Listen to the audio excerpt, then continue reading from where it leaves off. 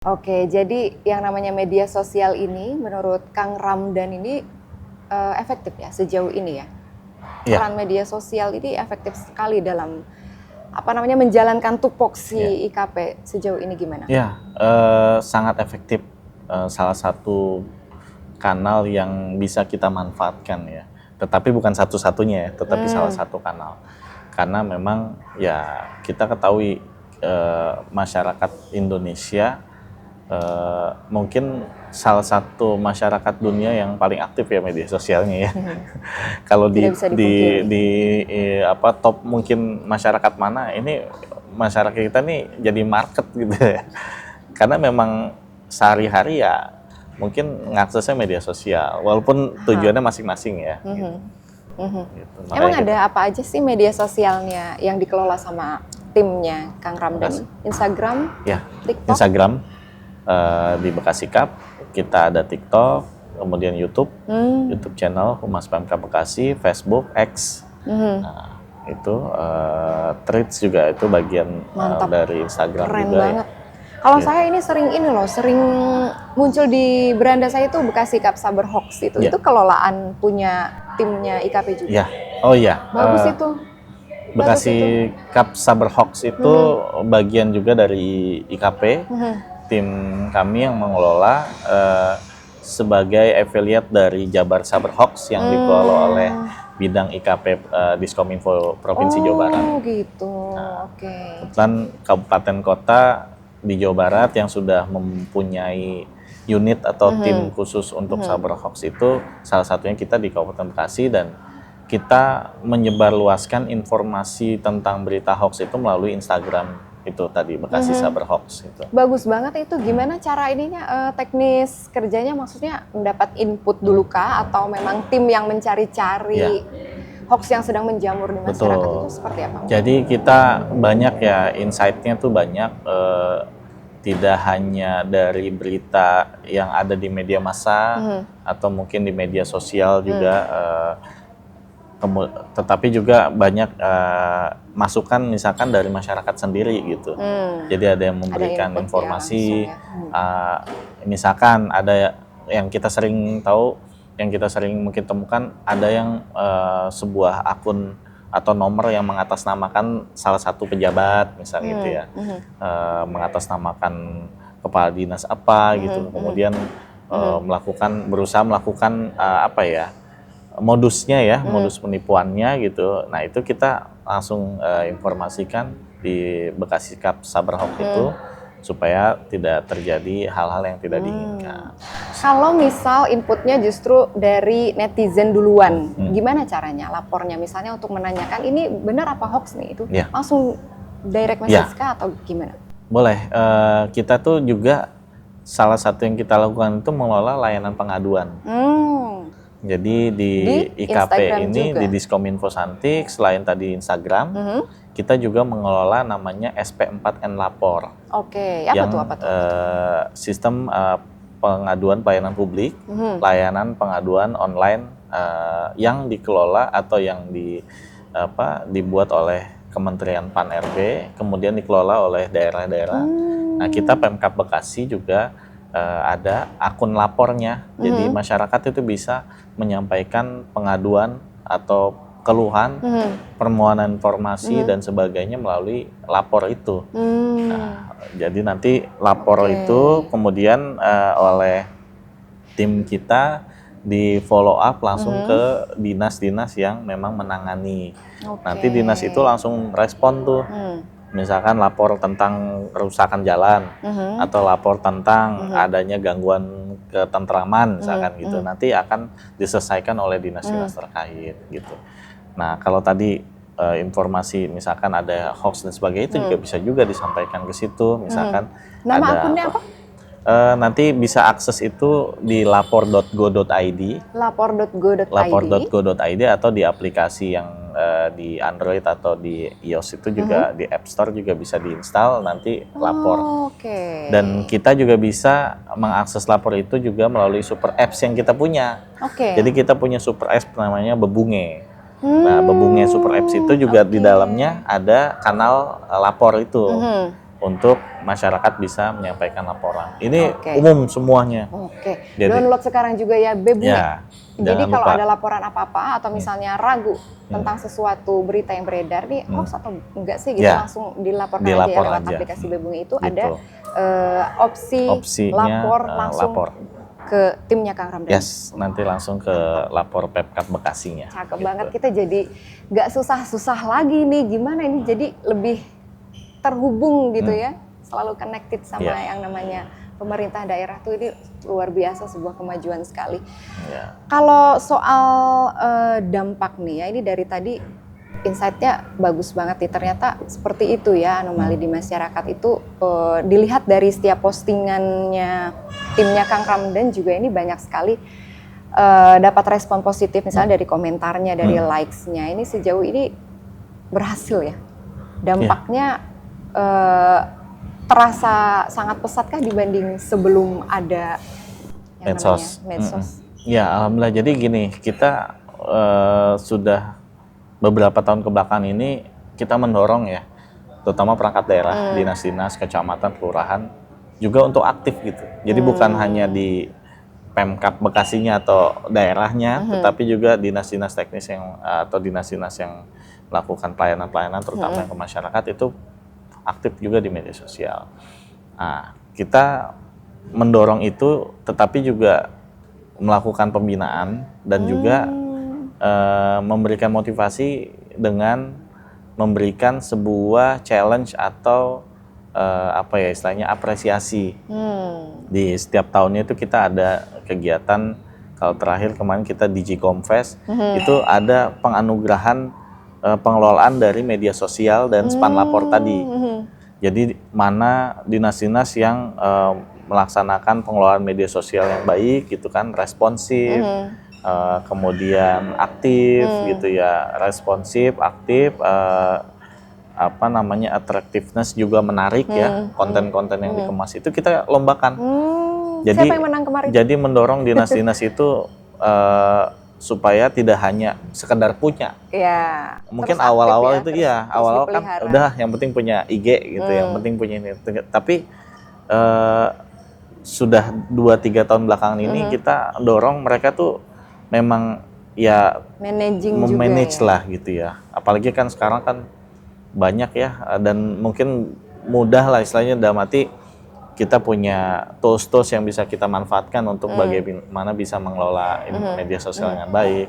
Kalau mungkin ada istilahnya juga banyaklah yang bisa kita kerjasamakan, atau misalkan kalau admin medsos itu bisa memanfaatkan tools-tools yang misalkan supaya bisa produktif gitu ya, memanage media sosialnya supaya tampilannya bagus, itu kan banyak.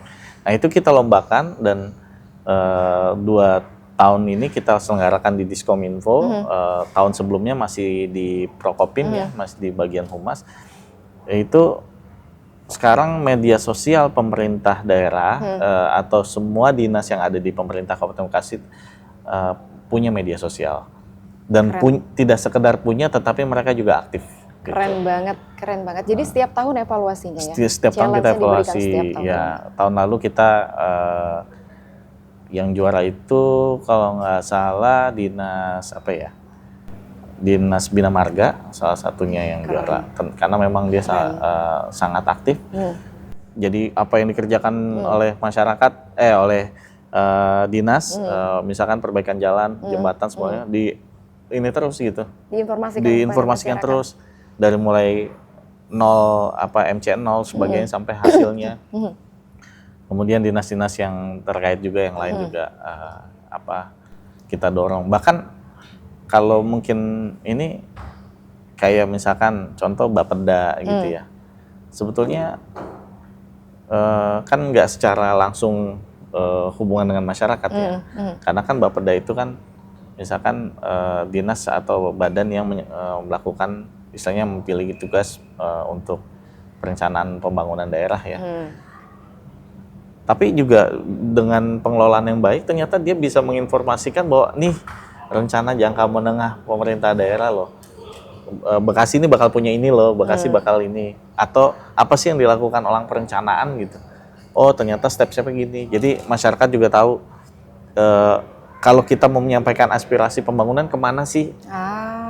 Ternyata tepat sasaran ya. Begitu kita selami, oh nggak hanya dinas-dinas yang berhubungan langsung sama masyarakat aja nih, misalkan dinas pelayanan kan Dukcapil. Ternyata dinas lain pun juga perlu gitu dan punya media sosial, karena ya tetap aja dinas itu kan pasti punya tugas untuk memberikan pelayanan kepada masyarakat, baik secara langsung maupun tidak langsung. Gitu. Keren banget. Itu. Apa tantangan terbesarnya selama menjalankan tugas? Ya tentu tanpa didukung atau didorong oleh pimpinan juga kita pasti agak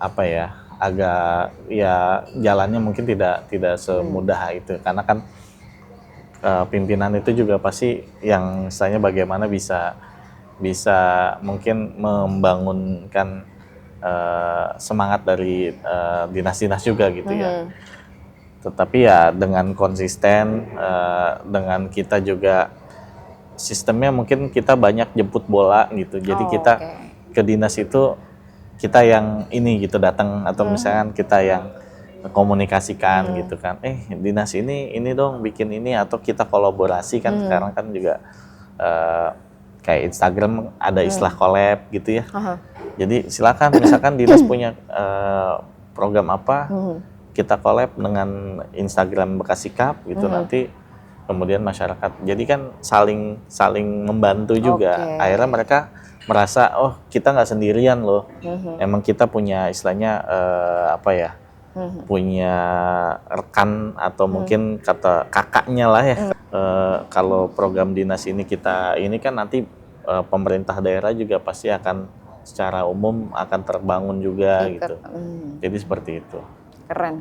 Ini dari tadi kita berbicara soal digitalisasi ya, bagaimana menjangkau masyarakat yang memang sehari-harinya mengkonsumsi media sosial. Lalu bagaimana dengan masyarakat yang minim terpapar digitalisasi, Kang? Misalnya boro-boro ya bisa mengakses media sosial, HP aja nggak ada. Ini seperti apa itu? Iya, tentu kalau informasi itu kan tadi salah satunya media sosial, tetapi bukan jadi informasi yang satu-satunya. Nah, yang demikian kita mungkin kalau dalam hal ini kebijakan dari pemerintah daerah atau Pak Bupati sendiri itu melalui jajaran camat ya, melalui jajaran dinas-dinas yang terkait itu diminta untuk rutin menginformasikan bahkan mensosialisasikan secara langsung. Kalau camat itu kan pasti setiap minggunya ada rapat minggon dengan para kepala desa, dengan para ketua RW dan sebagainya, atau mungkin tokoh-tokoh masyarakat gitu. Nah itu tetap ada informasi sosialisasi. Misalkan mau ada program apa gitu. Nah nanti melalui informasi secara tatap muka atau secara langsung, kemudian nanti ketua RW, ketua RT pasti menyampaikan lagi kepada warganya gitu ya, kepada ininya. Jadi itu juga bagian dari strategi, tetapi memang kalau secara kehumasan dari kami sendiri, karena kita juga punya keterbatasan, tidak bisa semuanya harus menjangkau betul. Ya kita manfaatkan tadi ya, digitalisasi teknologi yang ada. Saya yakin ya kalau masyarakat kita di Kabupaten Bekasi ini dari mungkin selatan sampai utara atau timur sampai barat, insya Allah sih semua pasti ya sebagian besar ya sudah mengakses, tapi ya walaupun mungkin masih ada beberapa yang memang tidak, itu ya tadi tetap lewat tatap muka secara langsung oleh pimpinan wilayah. Jadi media sosial memang bukan satu-satunya, itu justru tambahan ya. Betul. Penyokong gitu ya. Dan mungkin nih salah satu informasi juga ya Mbak Dita dan RC Setia, Pak Bupati itu menekankan juga kepada para pejabat yang ada terutama di wilayah, misalkan camat, itu untuk sering turun ke lapangan. Jadi harus sering rajin ngecek, harus sering tahu menerima aspirasi apa yang menjadi keluhan masyarakat, dengan istilah mungkin harus banyak belanja masalah gitu ya. Karena kalau kita nggak dengerin langsung, kita nggak tahu masalah apa sih yang terjadi gitu. Apa berapa banyak sih masyarakat yang mungkin yang buat makan sehari-hari aja misalkan dia kesulitan. Nah, mungkin tentu itu yang Pak Bupati tekankan kepada seluruh pejabat terkait, Pak Dinas, Camat, untuk sering-sering belanja masalah dan mengetahui atau mencari tahu masyarakat itu lagi butuh apa sih sekarang. Nanti ketika misalkan kita bisa buatkan program ini, program itu dengan persiapan dan sebagainya. Ya, itu mudah-mudahan bisa menjawab apa yang menjadi kebutuhan dan keinginan masyarakat gitu. Teknisnya bagaimana sekarang kalau belanja masalah itu? Nah, Kalau zaman dulu kan zaman kerajaan biasanya suka ini korban film ya. Nyamar ya. Iya. Orang-orang kerajaan nyamar turun ke lapangan supaya rakyatnya pada mau bercerita gitu. Nah, kalau gayanya pemerintahan sekarang, pemerintahan daerah sekarang seperti apa? Ya, kalau dari Pak Bupati sendiri ya memang beliau sering kadang itu turun tanpa protokoler ya. Mantap. Jadi tiba-tiba turun didampingi mungkin hanya ajudan aja, langsung nemuin masyarakat gitu. Jadi nggak pakai istilahnya kalau ini sidak ya. Kalau sidak itu jadi nggak ya namanya sidak kan nggak ada informasi dong. Tahu-tahu turun ngecek ini ada keluhan di sini gitu. Nanti ngecek, menghubungin kepala dinas yang terkait atau apa, video call, bahkan mungkin kalau Mbak Dita pernah lihat di beberapa postingan terakhir, Pak Bupati nggak jarang langsung video call Pak Gubernur, Pak KDM. Pak KDM ini misalkan apa, karena mungkin biar dibantu juga oleh provinsi, misalkan karena kendala keuangan atau APBD Kabupaten Bekasi yang terbatas, bisa nggak provinsi. Nah itu beliau seperti itu gitu. Nah diharapkan tentu pejabat-pejabat yang lain juga sama mengikuti gaya seperti itu, artinya langsung ngecek ke lapangan, bukan cuma dengar laporan dari anak buah, coba cek dong itu, tapi nggak turun gitu kan. Nah, itu yang ditekankan dan mungkin terkesan kayak kembali lagi ke beberapa tahun ke belakang ya, tetapi dilihat dari efektivitasnya ya memang kalau kita nggak turun langsung kita nggak akan tahu gitu. Seperti kemarin ya, langsung melihat ke kejadian kebakaran itu ya? Ke Pasar Bojong di di Kedung Waringin. Nah itu juga sama, Pak Bupati berdialog dengan warga, terutama kepada pedagang yang menjadi korban kebakaran, apa sih yang diharapkan dan diinginkan oleh pemerintah daerah.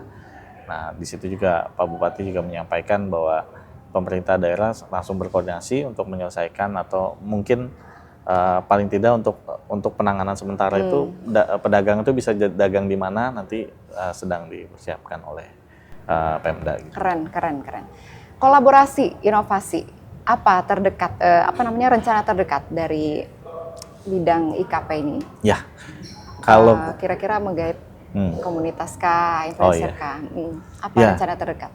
Jadi kalau kolaborasi kita namanya humas itu tidak hanya internal tadi ya dengan dinas-dinas, dengan para pengelola humasan dinas, tetapi juga secara eksternal tentu kita kolaborasi ya pertama dengan media, kita bangun kerjasama media dengan media massa gitu karena memang media massa ini juga menjadi penting juga dalam penyebarluasan informasi. Kemudian dengan komunitas pengelola atau pegiat medsos atau mungkin Infocity ya, medsos-medsos Infocity gitu ya.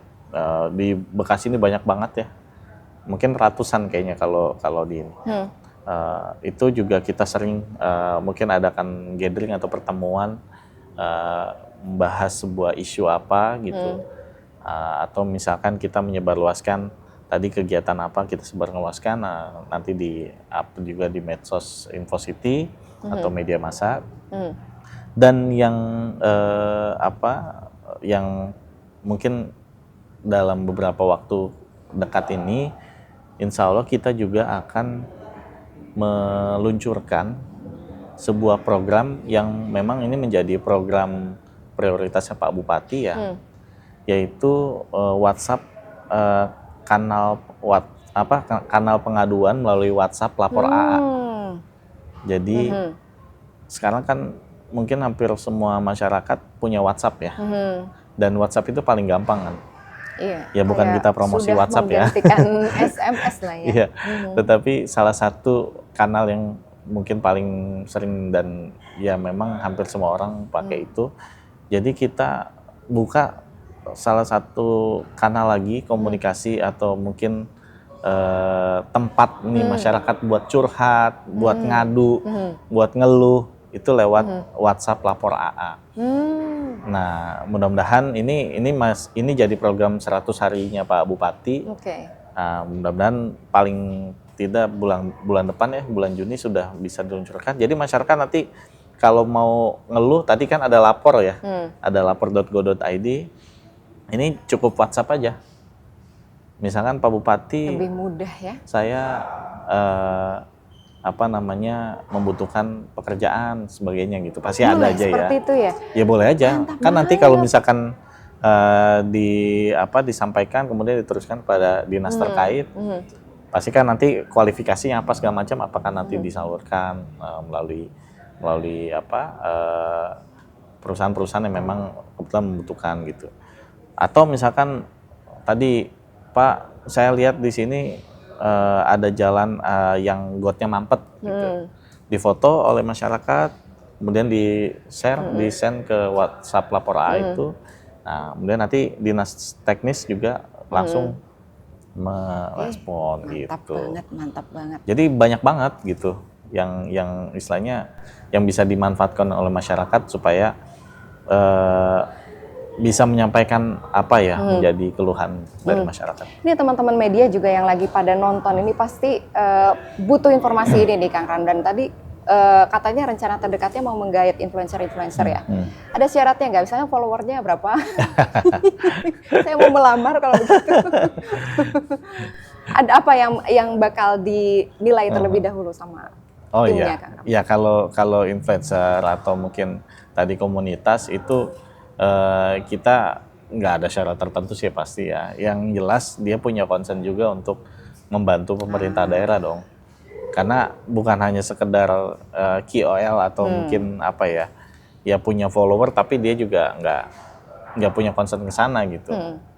Ya contoh kita banyak lah influencer-influencer di Cikarang ini ya, mungkin yang sehari-hari misalkan ya sesuai dengan ininya masing-masing gitu ya. Kontennya memang sejalan sesuai gitu dengan ya. kontennya masing-masing. Nah tentu ya selama memang dia punya komitmen atau keinginan juga untuk sama-sama membangun daerahnya ya kenapa enggak gitu berkolaborasi dengan kita. Gitu. Oke, Pak Produser. RJ Pro. RJ Pro. Oke. Terakhir nih Kang Ramdan, Yes. Punya harapan apa untuk peran kehumasan di pemerintah daerah untuk ke depannya? Ya, tentu harapan dari kami selaku humas pemerintah daerah adalah peran serta dan keaktifan masyarakat itu sangat dibutuhkan gitu ya. Dan nggak apa-apa kalau mau nyampein keluhannya sambil marah-marah juga nggak masalah gitu. Artinya ya memang itu udah jadi kewajiban kita gitu ya. Jadi kewajiban kita mendengarkan apa yang menjadi keluhan masyarakat. Di Instagram kan banyak tuh ya, caranya kan beda-beda ya, cara menyampaikannya. Ada yang mengapresiasi, terima kasih pencitraan, masih ada ini. ya? Tapi nggak apa-apa gitu kan, namanya masyarakat beda-beda. Nah, yang terpenting adalah kami di sini juga terus konsisten gitu ya, mengabarkan, menginformasikan apa yang akan dilakukan, apa yang sedang dilakukan, dan apa yang sudah dilakukan oleh pemerintah daerah. Karena tadi itu bagian dari tugas kita supaya apa yang menjadi program itu juga bisa sukses, bisa terselenggara, dan masyarakat sendiri juga bisa ikut sama-sama. Misalkan ini kayaknya lebih prioritas ini deh, atau misalkan kenapa enggak ini bangun ini, misalkan kita butuh ini, misalkan gitu. Itu kan kalau dengan masyarakat sudah ikut istilahnya memikirkan daerahnya dia gitu, pasti ya Kabupaten Bekasi insya Allah mungkin dalam beberapa tahun ke depan ya akan menjadi lebih baik gitu ya, bahkan menjadi salah satu kabupaten di Indonesia yang terbaik gitu ya. Tidak hanya mungkin dari segi investasinya saja, tetapi memang dari penataannya, kemudian kehidupan bermasyarakatnya yang memang sangat-sangat baik, harmonis dan sebagainya gitu. Itu dia ya, jangan cuma mau kritik aja. Kalau punya masalah, memberikan kritik itu boleh, tapi yang penting adalah sampaikan dengan baik dan juga bawa sarannya gitu ya, sampaikan dengan baik, jangan cuma mau marah-marah aja. Boleh marah-marah katanya. Tapi juga dibarengi dengan ide ya. Ide, zaman sekarang ini ide yang mahal gitu ya. Saran, masukan, ide.